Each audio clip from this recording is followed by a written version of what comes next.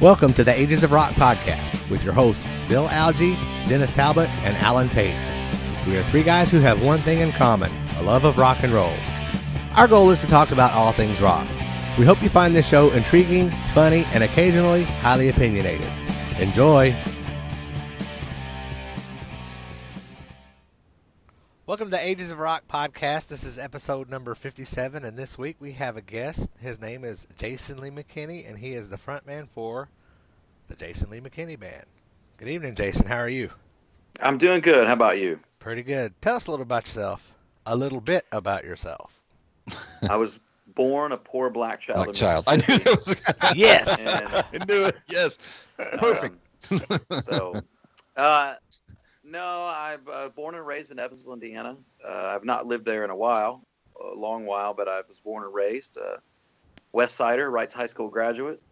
Proud to be a West Sider, where people know how to have work ethic and blue collar and future farmers of America, and we're proud of it. In the band, I've been a musician my whole life. We're getting ready to release a triple EP in April, which will be technically our 5th, 6th, and 7th album. We're going to release them all in one day because we're nuts. Our last album was a double album, which nobody does, but I used to think they were cool because I had an older brother, and I see in the background there I had Kiss Alive 1 and 2, and at least one of those was a double album. I know when I was a kid I remember seeing it. And so and I also am the chair of the music business department at Visible Music College and the COO of Madison Line Records. So I do a lot of musical type things. I have 4 kids and they're all musicians. Wow, cool. Yeah, I didn't really plan on that one, which means they all still live at home. That's what that generally means. But no. Do you have a basement big enough for everyone? I had what was going to be a studio, but it ended up being the older kids. They have track lighting and soundproofing and black walls in their bedroom now. So you can't hear when they're arguing. Correct. That's that about could all be it good. does for. That could be good and bad, I think. Yeah. No, they're good kids. They're good kids. They're both music business majors. The twins are. One of them's a music director at a church, and he's going to do an internship in Kansas City. And the other one is he's in a band that tours around, a punk band that is really good. Probably as, if not more popular than the band I'm in, unfortunately, for me. And then he is contemplating taking a job at a record label in Memphis. So cool. Contemplating meaning I found him the job, and he initially said, I'm not interested. And I said, now, wait a minute. This is pretty good money for a 22-year-old. So, yeah. Other than that, got a 15-year-old daughter. I'm married to a marriage counselor, so I lose every argument. You don't have to be married to a marriage counselor to lose every argument. Well, that's true, but she's a woman and a marriage counselor, so I don't even get out of the gate. Like we start, and I've already lost. You're in trouble, dude. Oh, I know. Other than that, man, I'm just a dude trying to find my special purpose and the best cup of pizza on the planet. the best cup Cool. of pizza.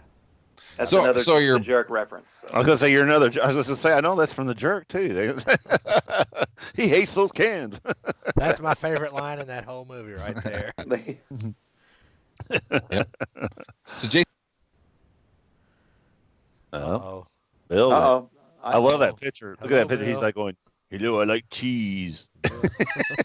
We can make fun of Bill while he can't say anything back. Yeah. Oh, Look at that face. He's just like, uh-oh. Blank See- screen. I said I was only going to talk about Nell Carter, Attila, Thor, and He also referenced Brittany Fox. yeah, Brittany Fox and Leo Sayer. So, Right.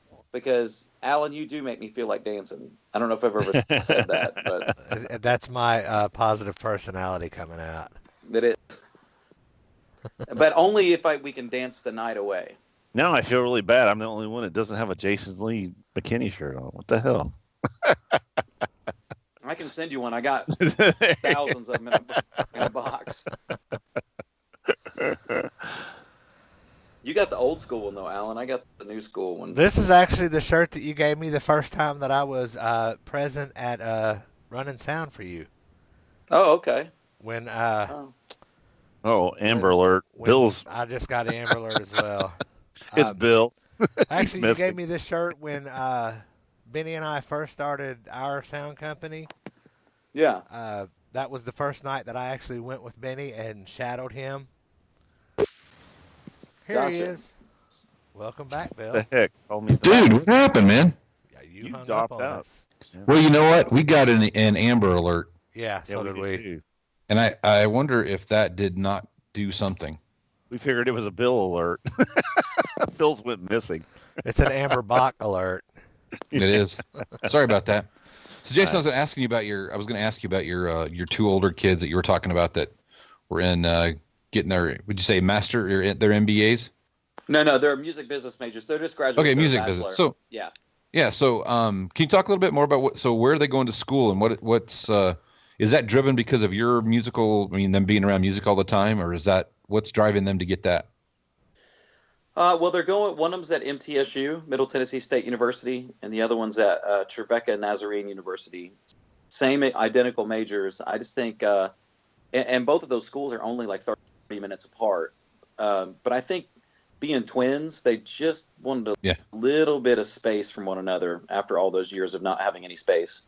But I think as far as what drives it, I don't know. It's nothing I ever pushed them in. If I pushed them in anything, it was sports. I come from a sports family, and they were basketball players growing up. But I can't deny that them being around it. I mean, I signed my first record deal in 2000 and did a lot of touring, opened for a lot of people, and then spent time as a writer, and then ended up doing the independent thing again, and then now doing the independent thing and being a professor. I mean, I think it's just something they grew up around, and they're both. I say, of course, every parent says that, but my kids are far more talented than I am. In fact, the most downloaded song I have is a duet I did with my daughter when she was 9, and it's about 96.2% because of her. So that's pretty specific. Cool. That's just interesting. I've done the metrics, so I know exactly. I'm just kidding. Well, what Jason isn't telling you guys is he is very talented in running numbers and stuff like that. He's a well-educated man, so he probably does know the metrics. Yeah, my mom says I am a doctor, but not the kind that helps anybody. There's nothing wrong with that. The kind with the non-MD letters after their name. Well, working in the healthcare field, I can tell you that they're not all they're cracked up to be. I've heard. There's a saying that half of them graduate the lower half of their class. So there you go. That's funny. That's probably true half the time. It is, for a reason. So Anyway. tell us about the style of music you play and what drove you to play that particular style.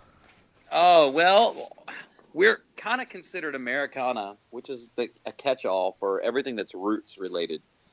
And I always go back to, and this is the truth, and I'm sure you guys can relate to this. I assume we're all probably kind of in the same age bracket.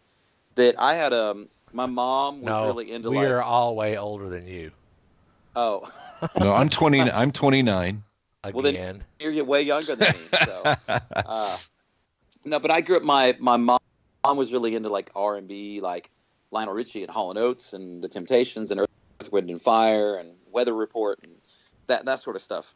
My father was into like old school country and then Cajun-y type, probably Americana before Americana, like Leon Russell and Dr. John and that sort of stuff. Mm-hmm. And Willie Nelson and Bob Wills and Jerry Jeff Walker and Leon Redbone too. I remember hearing a lot around the house. And then I had an older brother who was 11 years older, and he was into like Zeppelin and AC/DC and Kiss and all the classic rock. Billy Squier back when he was the coolest thing ever. My older brother was into that, and so before that video. I ended up before that one video where I was like, "Hey, that doesn't seem to be real manly." But anyways, but So I Don't kind do of that picked again. up I picked up on all of that, and all of that is really in the music I listen to. I mean, our triple EP. Now, I'm not actually not here to plug it, but it's Sacred Southern Soul, and what we've kind of has been a good thing for us, but also been a detriment is people go, what exactly are you? Are you country, or are you soul, or are you kind of that gospel-y Southern rock? And the answer is yes. And so we just made Sacred Southern Souls the title track for all of them. And physically, we're going to put it out as one album. But digitally, they're all three going to be separate albums. And they're all three those sort of different sides of us, sort of like the triangle. So the Sacred is really just Southern rock and blues. The Southern is like real traditional, like old school country, even with a two-step in it. And then the soul is like 70s, R&B, Earth, Wind, and Fire kind of stuff, because that's what we are. And I don't see anything that's discongruent in that, because for two reasons. One, it's all roots-based. It's all American. It's not really, nothing we do is British-based at all. And I've just never been that guy. I would much rather listen to, Springsteen, or even the bands that I got into that were British, like Zeppelin, were heavily American influenced, or the Stones. I don't, when it goes down like the Muse or Radiohead, it's just not my thing. I just don't like that sort of thing. So, but the catch-all for all that, a long answer to say, it's all Americana, because it's all American-based music. That's a great description too, because I listened to Play Something You Believe today. Cool. Bits and pieces, well, most of it actually, and definitely a mixed bag on there of exactly what you talked about. I think there was some of that. I mean, I definitely picked up on that. Just a variation of blues and some Southern rock and some, fiddle in there here and there and stuff like that. And I thought it was really good. I liked it. So it definitely had a lot of variation, and that's kind of cool. I mean, you get nowadays, I think you hear a lot of stuff that comes out, by some bands, and it all sounds the same. There's not, on an album, there's not a lot of differences, and that gets to be boring. So it definitely wasn't boring, because each song and the way you put them on the record, I thought was pretty cool how it was kind of laid out. So it was neat. I appreciate that. I actually kind of, and this is one of my soapboxes, I feel like the 70s was the greatest era for music in every genre. I think, R&B, you had, like I said, Earth, Wind, and Fire, Marvin Gaye, and Temptations, and just great stuff. And you had Willie and Waylon in country, and, Dolly Parton, a young Dolly Parton. And then in rock, of course, you had Zeppelin and Rush and all the Titans and, Springsteen. But, like, take Zeppelin or Queen, for example. They had this thing called Love, and then they had Tie Your Mother Down. And those two songs couldn't be more different. And Zeppelin had Hot Dog, which wasn't a great country song, but it was a country song from the biggest rock band on the planet.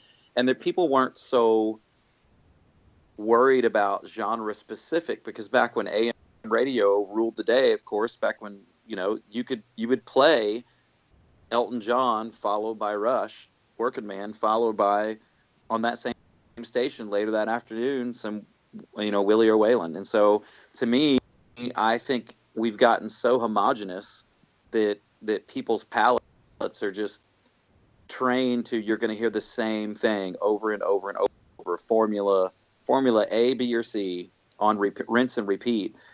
And I don't enjoy it. And I've gotten to the point where there were times in my career where I played that game when I got my first record deal, or when, I was in an interesting spot, because people think when you get signed, all your troubles go away. And that wasn't the case for me. It was basically, I got signed, and then I depended on that for income. And so you find yourself going, artistically, I don't want to get to the chorus in 30 seconds and chase the trends like a dog chasing its tail. But I also have kids and a wife and a mortgage, and man, that would be really ego driven if I didn't do that.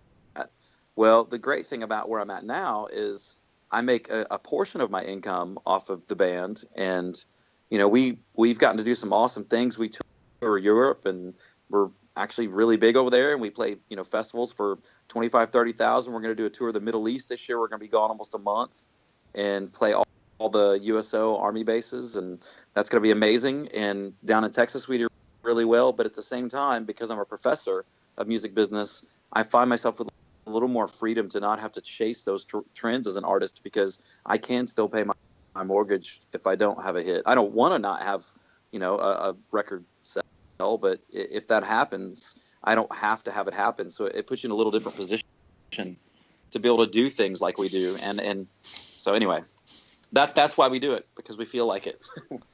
So is your move from Evansville then geared because of chasing the music, or was it because of a job that was not music related? No, I moved from Evansville when I got my first record deal. We signed with Pamplin Records. I was in a band Spin Around, which was kind of it was an R&B funk thing way back. I would reveal how old I am if I talked about that. But we signed our first record deal, which that label had an office in Portland, Oregon, and Nashville, Tennessee. And I was like, well, given those two cities, I think Portland's awesome. They got great seafood, but it gets a little cold up there. So I think I'll choose Nashville. So we moved to Nashville and just never came back. I mean, now, life is just here at this point, You Cool. You said that you were going to go do the USO thing. Tell us how that came about. Well, they contacted us and said that somebody from Evansville had to make up for the fact that you were in the military service. There was so much chaos and catastrophe caused by I'm just kidding. Weren't you in the... He was.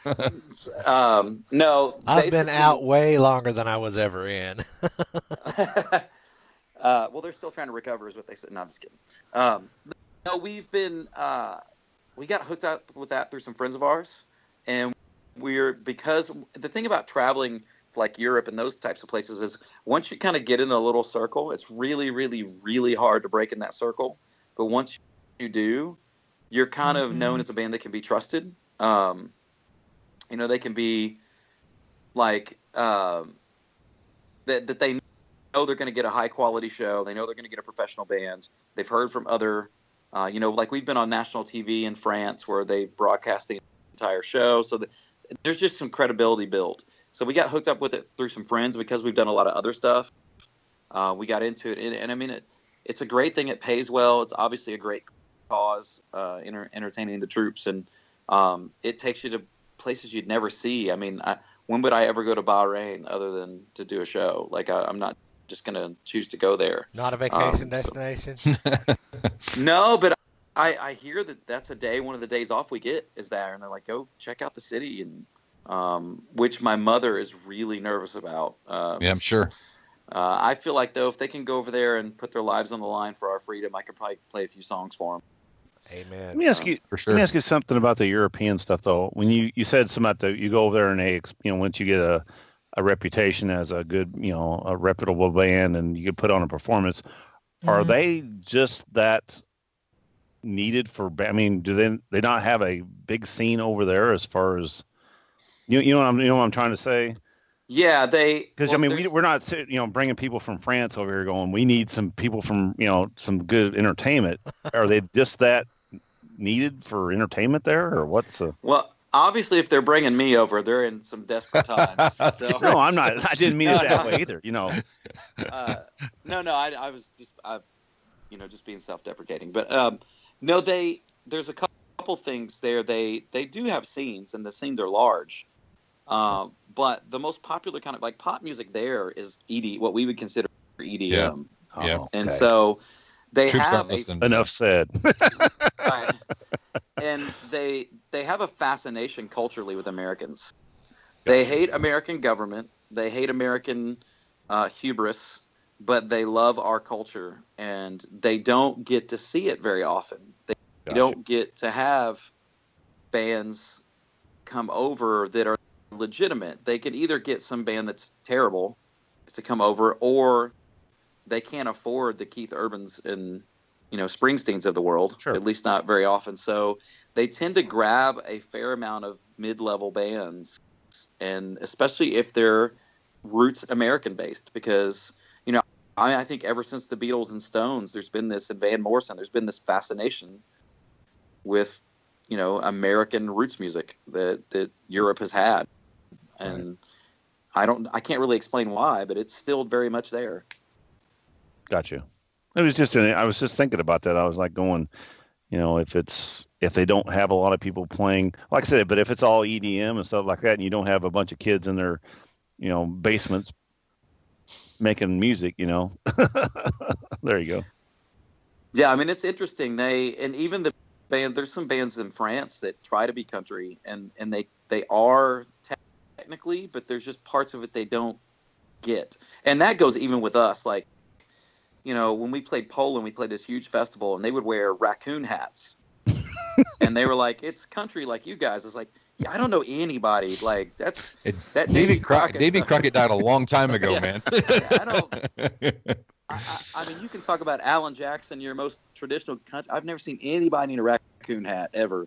No. And then they also came up, at the time, we had an African-American drummer, and they brought up a rebel flag and wanted him to sign it. And he was like, man, really? They're like, yeah, it stands for America. And he's like, well, sort of. Like, so he politely declined to sign it. But there's just stuff that they don't. That's funny. They think they understand it, but they don't get it. And so they're seeking that authenticity, and you can only get that from Americans. Hey, look, I'm dating my cousin. Isn't that right? And that's That's really interesting because you don't see a lot of French artists coming over here or other artists coming to America and making it huge. I mean, you do some British stuff, Right. like Adele. Well, Adele's gigantic, that's because and she's British, but it's not. You don't see somebody from France or somebody from Germany, or it just doesn't happen very often. That's It's because pretty rare. the French and the Germans have a harder time enunciating English. And you got scorpions and accept. Well, right, I understand that's that, true. but what I'm saying is I get you. most Americans, if it doesn't sound American when they sing it, they don't want to hear it. True. I mean, that's probably what why my the Swedish. experience has been. Yeah, that's probably why the Swedish rock bands have started to take off a little bit, because they sound a lot more English-speaking American than some of those other bands do. So that may be. You already pissed Jason off. He's walking away. I was checking Damn on it, my I'm 3-year-old.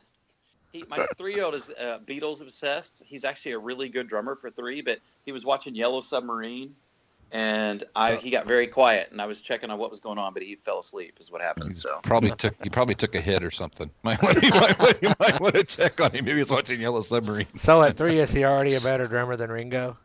The answer is yes. Hey, Ringo, do you want to come on our show? Yeah, there you go. Killed another guest. That's how Alan kills off our future guest. He takes a pot shot at him. I'm the one that takes pot shot at all the guests. It's not at all Dennis or Bill. Yeah, we're equal opportunity I bet offenders. we never ever get Dee Snider on our show. No. But I anyway, don't get. I love Dee Snider. Back to Jason. Yeah.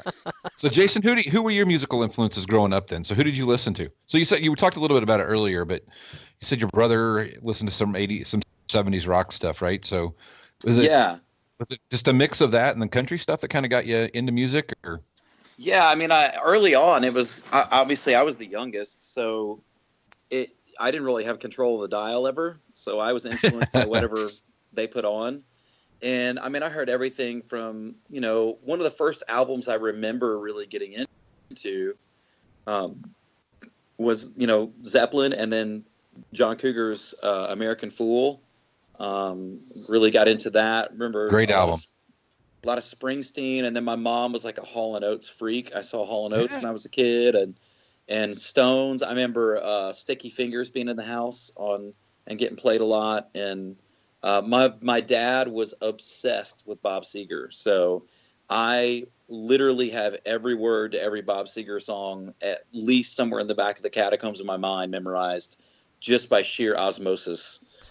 So now when I actually started to listen to music kind of on my own and explore, my favorite artist of all time is Prince. I love Prince. I think he was a genius, and I think one of the reasons I love him is he blurred those lines of R&B and rock and gospel and soul and blues, and he had his toe in all of it, and I think people can have their toe in all of it and be really disingenuous and not really respectful of the genre, but he found a way to dip his toe in all that and really respect it all. And going back to Seeger, people talk about like, Seeger now, if Bob Seeger came out today, the problem he would have, people go, what is he?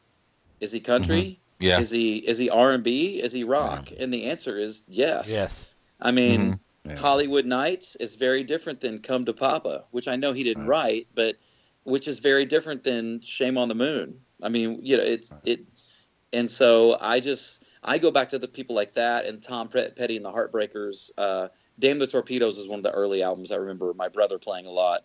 And once again, it's rock, it's country, it's blues. It's, they didn't worry about that delineation. And so I would say growing up as a kid, it was things like I mentioned before, it was Prince, it was Zeppelin. When I got into the 80s, you get into more like high school, I did get into some of the grunge stuff just because it was fresh at the time. But like, I mean, everything from like Steely Dan playing on the radio, to Leon Russell to, I love Elton John stuff, man. Those first 5 albums that came out, Bang Bang in his first 3 years were brilliant pop albums. They were just brilliant. So, I mean, I kind of listened to all of that stuff, to pick out one. And of course I had my horrible, I traded somebody Van Halen 1984 for Matthew Wilder because ain't nothing gonna break his stride, and I thought it was a brilliant move at the time, and it was not a brilliant move. It was not a brilliant. Come to find out that there was only one good song on that album. Yeah, come to find out that was it, and looking I think, back, it's not even that good. Well, I think we have all done that. I know I bought I'm not going to mention the name of the band, but it was a pop band in the 80s that they had 2 songs that I really loved. Went out and bought one of their albums, and it's like, nobody wants this? Trash. Well, did you go see them when they came to Roberts Stadium? And were you like a Joey or Donnie or Danny? Which one were you in love with? He was in love with Justin. Was it Justin? No, that's the wrong band. He's talking New Kids. You're talking Backstreet. No, wait a minute. That's insane. I'm glad I don't know any of those guys. I'm just like, Dennis is a liar. Dennis is a liar. Yeah. He liked what is it? What was her name? Sporty Spice. Slutty Spice Girls. Slutty, yeah, the Spice Girls. At least they're chicks. Gotta give them. Whatever, man. I don't think. But discussing earlier, my biggest influences are Brittany Fox, Pretty Boy Floyd, CeCe DeVille solo stuff. I mean, just the brilliant stuff, I can hear the scraping going on. No, I told Alan we'd only talk about Nell Carter, and I joke, I got some buddies I have coffee with that are all studio musicians. I mean, guys that play with like Kenny Chesney and all kinds of huge acts. One of them plays with Christopher Cross. And so I asked him why every time Christopher Cross sings, why does it sound like he's running past the microphone? Sounds like he's doing laps. It is a night. Anyway. So I asked. But I asked them when we were going to form our Paul Davis tribute band, and they're like, Paul Davis is like, he's a 4-hit wonder, and people forget. And I actually do like Paul Davis's stuff. But anyway, so I'm like the king of referencing, like, I'll be like driving along and turning to my wife and be like, hey, you know what I should do? I should do a cover of "It's a Fine Day" from Tony Carey. And she's like, what? Like, it hit number 38 back in '84. But I'm that guy. But and Alan, when I look in your eyes, I go crazy. I still go crazy. It's a 65 love affair, Yeah, and you know what? We live in a sweet life. And if you want to come over, it's a cool night. I just want to hold you by the firelight. Put that in your. And then you're done. Then you're done. Paul Davis, your 4 songs, 20-minute set. You're like, thank you, good night. Yeah, there you go. Good opener. Dennis, put that in your Yacht Rock playlist on Spotify. There you go. It's already on there, actually. That is sad. I like those songs. It is sad. So, Jason, what do you listen to today? What's on what's in on your phone? Man, it's gonna be eclectic too, but I'll tell you, I love. What's new? New, gotcha. I Love Gary Clark Jr. I'm obsessed with him. He's really good. And I'm really into Derek Trucks. I love Derek Trucks. I love the Turnpike Troubadours. Nothing you're going to hear on mainstream radio. It's just, I'm sorry, I'm just not that guy. That's all right. And I love Childish Gambino's new record. I hate Donald Glover. Donald Glover is who is Childish Gambino. It's a rap album, but he sings. It's hip hop, but he sings. And he's kind of channeled that Prince thing. He is a 1,000-seat venue, selling out comedian. He would sell out a 1,000-seat venue as a comedian, stand up. Brilliant. He was on the show Community. If you guys are all any fans of the show Community, he was Troy. That. Troy is Childish Gambino. And he's going to play, and then he's Childish Gambino. He sold, millions of copies of records as a rapper. Now he's singing, and the album's getting critical acclaim. And he's playing Landau Calrissian in the next Star Wars. Wow. And I'm like, people... Cha-ching. Yeah. It's like, dude, when God was giving out talents, you got back in line. You cut, man. You circle back around and got extra stuff. Give me some of that. You can ride twice. You just have to go back. Yeah. So I love that. And then I'll listen to I tend to go back in time and listen to a lot of the classics and stuff. But I'm into, the dude, what is his name?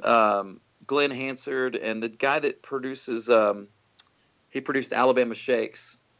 Is it Ben Mills is his name? Ben, he's got a great song called Please Don't Tell Our Friends About Us. It's a great kind of longing, sad, baby, please don't tell. And there's there's a part, and is this kid friendly or? Yes. Yeah, no. You say whatever you want. There's this part where he's saying, the chorus is baby, please don't tell our friends about us. And then there's just the bridge is just, baby, I know I fucked up. I know I fucked up. And he just says it over and over. It's that's kind of a guy when you kind of realize you've messed it up going, you just repeat to yourself, oh, man, I really messed this up. So I'm into him. So I'll tiptoe that line between some R&B stuff, some blues stuff, and Turnpike Troubadours and American Aquarium, country, to a lot of folk stuff. The Ben, I can't remember I think it's Ben Mills, I think is his name, but. So where do you hang out at there in Nashville? Where do you, if you're not playing, are you at a club somewhere? Man, this is going to sound like the lamest thing ever, but us Nashville guys tend to not ever do that. If I'm home from the road, the school I teach at's in Memphis. And so my days on Tuesday and Thursday start at 3 a.m. And usually after label meetings and teaching 8 classes, I'll get home about midnight. And then I'm Toast. on the road. Yeah. I'm on the road Thursday, Friday, Saturday, and so Mondays and Wednesdays, man, I'm home. I'm just home with the kids because I'm usually gone between 4 to 5 days a week.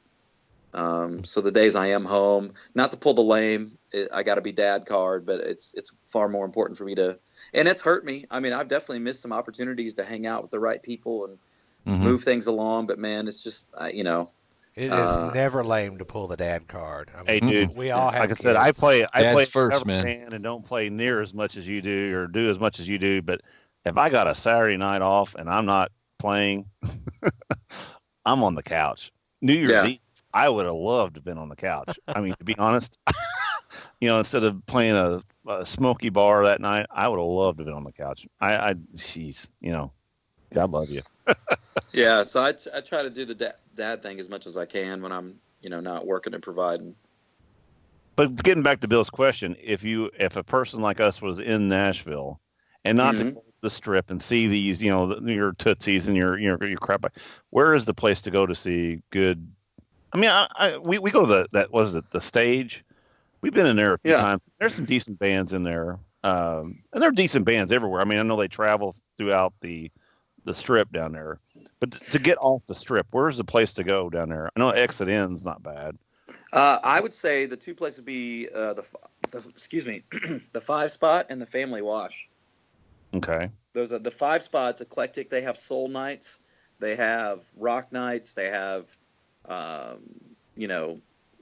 Americana nights, and then the Family Wash is just a smaller venue where that's where you get like the non the non-cover bands, the non like schlocking out the 500, play some Scannerd kind of stuff. So That's cool to know. I mean, because we go down there sometimes, and it's not sure exactly where to go. I like the Strip, and I like seeing the bands that we see. I just don't like dealing with the tourist drunk people.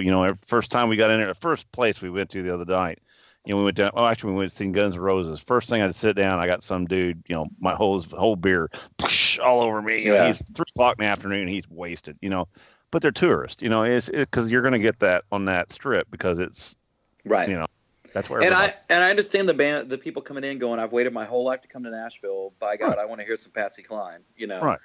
But that's just it's pretty soul sucking for musicians. It is. And I am really bad. I will admit, and Alan's seen this. My band, we play 75% originals, and most places we play, we've not had any gigantic hits by any stretch. We're not a big deal, but we at least have enough of a loyal fan base that places don't get mad because when we show up, they want to hear our stuff. They want to hear what we play. And then the 25% covers we play are the ones we want to play. But man, we will get those drunk bachelorette parties being like, and in fact, I think the last time, Alan, you sound for us, that's exactly what happened. There were two bachelor parties or two bachelorette parties. And one of them was like, hey, show me your list. I was like, no, not going to do that. and I just am really bad about it. My bass player and my keyboard player are really patient with people. And they're like, you need to play this. I was like, no, not going to do it. And they're like, you're cocky. I was like, no, I just don't have to do that for you. You're an asshole. Yeah. I know you're an asshole. Fuck you. Yeah. The band last week let me sing, you son of a bitches. And the thing that's always the worst is like when someone comes up and says, hey man, back in 72, David Allan Coe put out his first demo. There's that last song. It was never released to radio, but that last song, it. And you're like, man, I don't know it. And they're like, wait, I'm going to sing a little bit for you. And then you'll know it. It's like, no, that's not going to help, man. I don't know the song. Like, I don't know what key it's in. Come on, man. Come on. Look it up real quick. It's like, that's not going to work. That's not how this works. Like, I don't know every song on the planet. So, Alan, we've talked about this 100 times, with the etiquette of people. Saturday night, same thing happened. I'm sitting on my stool because of my surgery, and we're in the middle of song, and I'm playing, and I'm trying to concentrate. The owner of the bar's wife her girlfriend walks on stage and goes up to me and goes, hey, do you know so-and-so this song? I go, no. And then, oh man, do you know that 3 songs she went through? And I'm like, finally going, I need to concentrate on what I'm doing here. You need to get off the stage. It's like, are you kidding me? It's like, oh yeah. And You're that's a dick. Sorry. We've been through this 100 times. I told you my reasons. Get the fuck off my stage. I'm sorry. Prima donna. No, for your safety. Prima Dennis. Prima Dennis. We have a new name for you, buddy. There you go. That's fun. Jason, when you're playing in that, when you play in that, where do you play at in Nashville? I mean, do you play in town a lot? No, we'll play maybe twice a year. Really? And we'll play the 5 spot, or we'll play somewhere like kind of off, like on Demumbrian, like up by the Row. And the reason is, it's just, man, there's not a lot of pay, and Nashville's the worst place on the planet for people either not showing up, or if they show up, they want to get in free. Oh, because everybody's in the business. And so the joke is, you in Nashville, you have 300 people, but you had 325 people on your comp ticket list. So congratulations, it was packed, but you lost money. Right. I can see that. Yeah, that never thought about that from that perspective, but yeah, that's true. So are you planning on staying there in Nashville? Is that going to be home for you? Then you're not looking to move anywhere or anything? Well, since you're driving to Memphis to teach class. I think you said something about moving to Poland and getting a raccoon hat. Yeah, I was going to do that.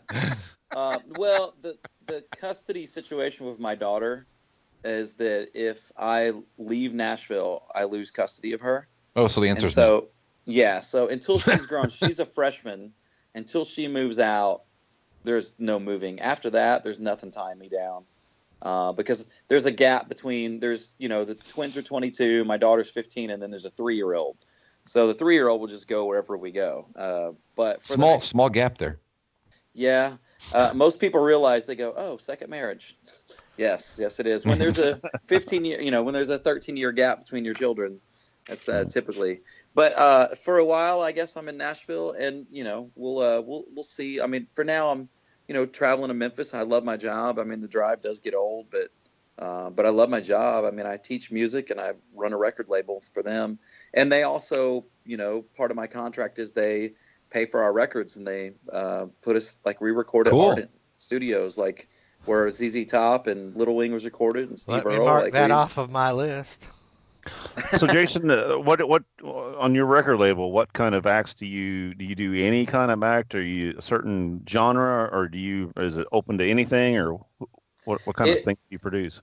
It is open to anything, but I would say most of what we do is either students or student alumni or bands that are managed by former students, or it's tied to the school, not in an official capacity, but it's definitely there to help the careers of those associated with the school. Gotcha. That's cool. That makes Very good cool. sense. And there again, since you spend, not to change subject, but you spend a lot of time in Memphis. We went to Memphis here. It's been 6-7 years ago, and I was all like, "Oh my gosh, we're going to Beale Street. This is going to be the greatest thing ever." What a letdown! I mean, yeah. I mean, it's 10 times worse than Nashville. I mean, to be honest, at least Nashville, you're getting country music. It's set.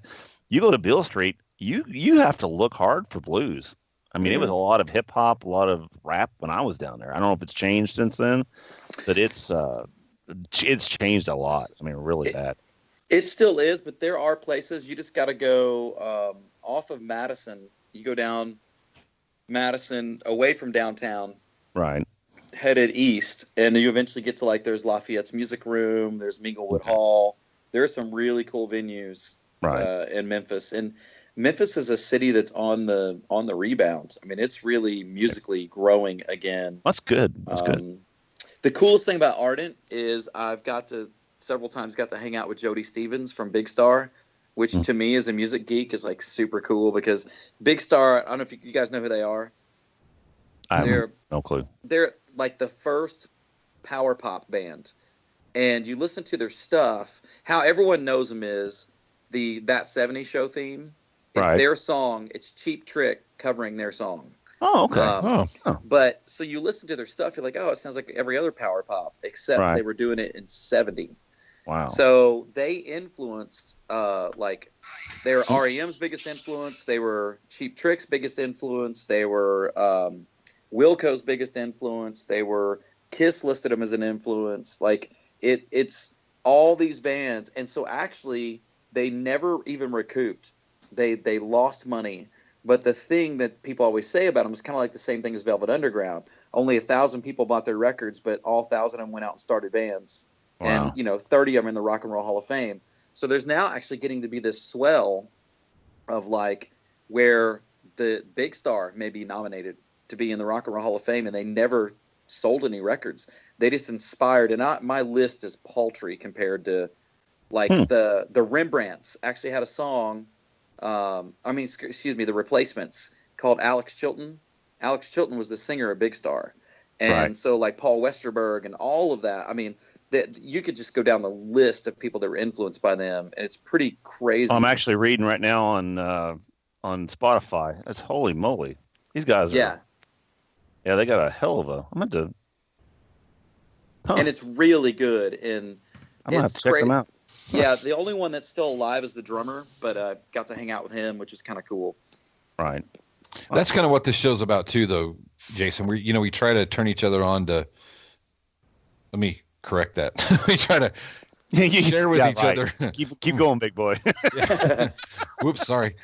We try to share with each other, like, new bands we listen to, or somebody we find, or somebody. So that's and hopefully it gets some of our viewers or listeners to turn on something different and try something new, and it's cool. I mean, like I said, listening to your album tonight, that was cool. I'm pretty sure I'll probably download that. So, awesome. It was good stuff. So I think that that's part of what we're doing this for. I mean, I don't know how much you know about the Ages of Rock podcast, but it's really, for us, it's therapeutic. It's just not work. It's just a fun time for us to sit around and chat and talk and learn and great. And it's great having guests on, so it's cool having you on. So that's like I said, for me too. It's my box, if we want to talk. My musical box has been kind of small and confined for a while, and this show has helped me find just like you said, these other people, bands that I hadn't heard of and everything.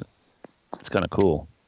Yeah, I am a devourer of documentaries, and if I would suggest somebody else, I'd say if you guys have heard of Searching for Sugar Man.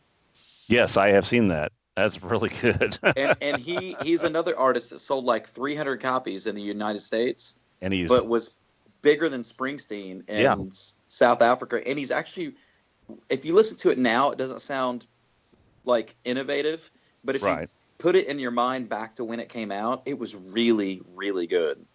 Mm-hmm. I listened to him. I love some of his stuff. I think it's great. Yeah, my father-in-law turned me on to that documentary. I'm like you. I love documentaries. I've been on surgery leave, so I've watched about every rock documentary there is in the last couple of weeks. So I love them. I watch I make some of my students watch the Running Down a Dream, the 4-hour Tom Petty one, and that's brilliant. That's Tom Petty's brilliant. Yeah, he's going on a tour this summer too. That'll be a good show. I've heard it's going to be the last. They said it may be the last. I heard it was too. Yeah. So I would love to go see it. It'll be coming to amphitheater near you. Yeah, and I'm sure I'll have to have about $800 in my pocket to get a ticket. Yeah, no kidding. It'd be hot. Well, where I'll ask him if he's got comp tickets. Where can our audience find you online, Jason? Yeah. Well, I am JasonLeeMcKinneyBand.com. We are on iTunes. We have Jason Lee McKinney TV on YouTube and all the Facebooks and the Tweeters and all that stuff. You can find my bass player on Tinder if you want, or I'm just kidding. No, sorry. I never even. Hey, he's a bass player. Bass player. They're all weird. So yeah. The thing I think for me, I just want to see what I call the blue collar, the lunch pail artists that are making original music and putting it out. I mean, people have these theories that once finally the clear channels break apart and radio gets back to being locally owned, that the just working everyday musician, will once again be able to make a living and playing original music. And the thing that's always, we talk about our hometown there, Evansville. The thing that's always disappointed me a little bit is that Evansville's always had a larger amount of talent than you would think for a city of its size. And but unfortunately, up until recently, which I think it's actually changing, people, if you wanted to make a living writing your own music, you had to leave. You just had to. Well, and this town does not support anybody. It has never supported anybody. And I think that's starting to change in blips, but I'm wanting to be somebody that encourages it, even though I don't live there anymore. That's still my hometown. It's always going to be my hometown. I want to see my hometown do well. I want to see people support each other and lift each other up and go out to shows. And the thing that's funny, like just in a microcosm for us, we had a song off one of our earlier albums called Rattle That Cage, and the Evansville Icemen used it for years in their in-between period thing. But we would have people come up, we'd play it live. Of course, it's our song. And then they would come up and be like, "Hey man, that's a great cover. Do you know who does it?" And you're like, "Oh, it's us." The Icemen do it. Yeah. And so, but if we would announce before, here's an original, they'd be like, "Oh man." And then afterwards, and then after they would hear it, they're like, that's not you. That's like, man, just do a little digging, do a little. It's so I'm a big proponent of that. I wish there was more. I wish there was more people that would show up, and I understand people want covers, they want songs they know, but I wish Evansville could get to the point where it turned that corner. And I don't blame the businesses. I tell students all the time, what are you going to do? Are you going to, if I own a bar, am I going to bring in the best band in the world that literally could play circles around Rush and Steely Dan, but they draw 4 people? Or there's a band that I think is horrible. They're awful, but 1,000 college kids come up to see them.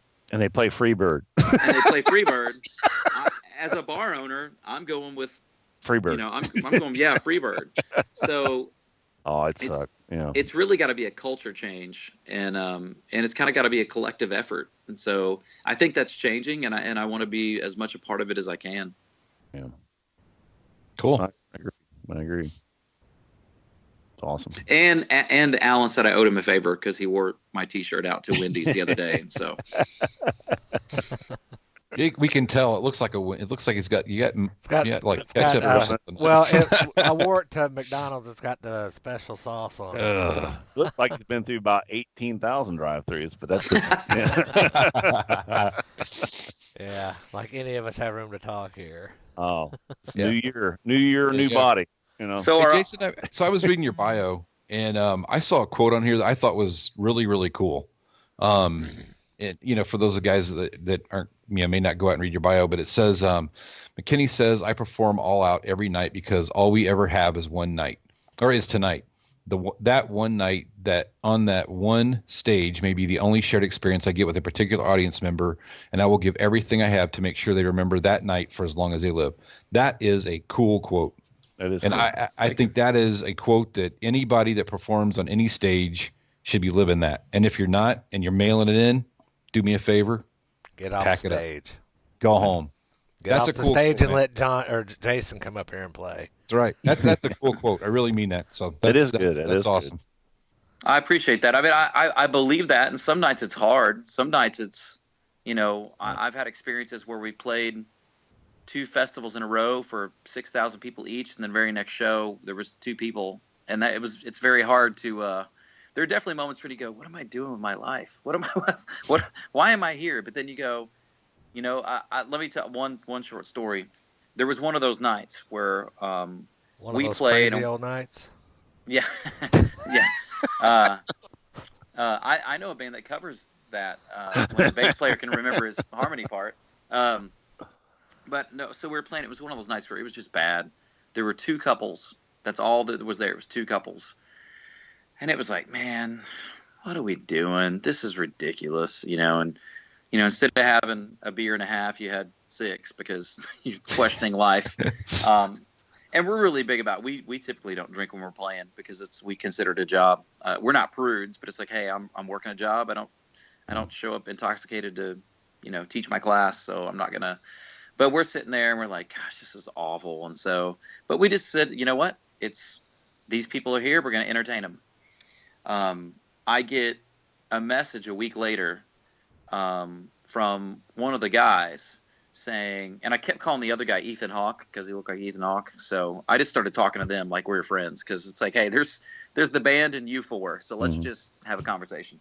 And said that couple had twins that were grown, and within 6 months of each other, each of those twins had committed suicide.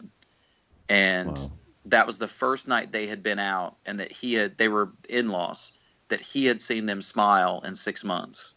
Well, that's awesome. And those people to this day, if we get anywhere within 300 miles, will come see us every time. Every time I post about something, they post about it. And to me, that was just a lesson of going, I'm not going to get signed off that. I'm not going to get rich. We got paid what we paid. The owner of the club probably lost money, but it's one of those things you can lay your head on the pillow at night going, that was still worth it. That was a couple who was hurting, and I entertained them. I mean, I didn't change their life. I didn't make those kids come back, but I helped them forget. I helped them forget about things. You changed their night. They didn't change their life, but you changed their night, and they changed your outlook on things. That's awesome. And so, to me, that's what I try to keep in mind: is you just don't know what you're doing for somebody. And yes, it is just entertainment, but it is entertainment. And sometimes, I believe in art. I believe in songs that move people and tell your story and challenge people and speak truth. But it's also fine and dandy just to entertain the socks off somebody and say, man, that was a lot of fun. Mm-hmm. Well said. Awesome. Well said. Well, Jason, we appreciate you coming on the show. Yes, very much.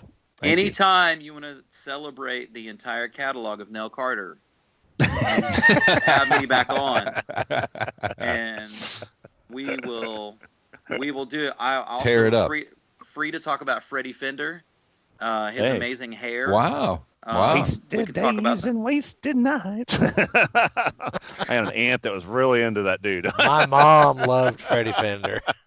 Oh yeah, we'll talk about some Freddie Fender. We'll get it going. Well, we can pull out all the stops. I mean, it'd be. And I'll even celebrate Kajagoogoo. I love that. Oh, there you go. I'm not, because I'm too shy. A little too shy. I love that. Too shy. I'm not too shy to like that. That is actually You like that, but you're giving us crap about boy bands. Which that was a boy Dude band. had cool hair. He was cool. Yeah, so did the Flock of Seagulls, but nobody's referenced them, right? I like Flock of Seagulls too. So I always think of that. You just ran, didn't you? You ran so far away, didn't you? You do. Yeah. It's horrible. Okay, say that one more time, Jason. I said, I always think of that line from Wedding Singer. Do you like Flock of Seagulls? No, but I can see you do. At the airport. Oh, yeah. So, all right, folks. Go ahead. I'll leave it with this. Lord loves a working man. Don't trust Whitey. See a doctor and get rid of it. That's right. Yeah. All right, folks, visit us on agesofrock.com and hit our Twitter and Instagram and our Facebook and all of that fun stuff. And we'll see you next week. Peace out. See ya.